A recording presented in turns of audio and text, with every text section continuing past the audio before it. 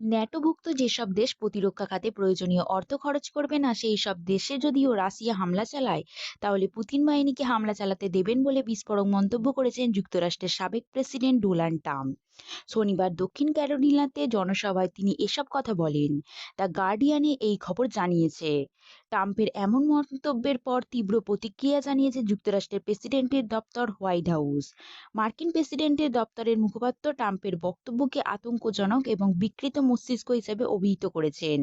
নাম উল্লেখ না করে ট্রাম্প তার জনসভায় উপস্থিত সমর্থকদের জানায়, ন্যাটোর একটি বড় দেশের নেতা তাকে বলেছিলেন রাশিয়া যদি এর দেশের ওপর হামলা চালায় তাহলে সাহায্যের জন্য যুক্তরাষ্ট্রের এগিয়ে আসবে কিনা।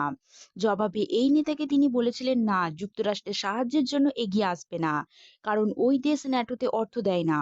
এমনকি রাশিয়া যা মনে চায় তা করতে ট্রাম্প পুতিনকে উদ্বুদ্ধ করেছেন বলেও জানান। ট্রাম্প এমন সময় এই মন্তব্য করলেন যখন কিছু দেশ আশঙ্কা করছে ইউক্রেনের পর এখন তাদের দেশে হামলা চালানোর নির্দেশ দিতে পারে রুশ প্রেসিডেন্ট ভ্লাদিমির পুতিন। 1949 সালে যুক্তরাষ্ট্রের নেতৃত্বে গঠিত হয় ন্যাটো। লক্ষ্য ছিল সাবেক সোভিয়েত ইউনিয়ন তথা বর্তমান রাশিয়ার আক্রমণ থেকে অন্যান্য দেশকে রক্ষা করা। এটির মূলনীতি, যদি জোটের কোনো দেশ হামলার শিকার হয় তাহলে সবাই একসঙ্গে লড়াই করবে। সামরিক জোট ন্যাটোতে যেসব দেশ রয়েছে সেসব দেশকে তাদের জিডিপির 2% প্রতিরক্ষা খাতে ব্যয় করতে হয়। মূলত সামরিক দিক দিয়ে নিজেদের শক্তিশালী থাকতে এমন নিয়ম রাখা হয়েছে জোটে। কিন্তু বর্তমানে ন্যাটোতে 31 সদস্য দেশের মধ্যে প্রায় 11টি দেশ তাদের জিডিপির 2% সামরিক খাতে খরচ করছে।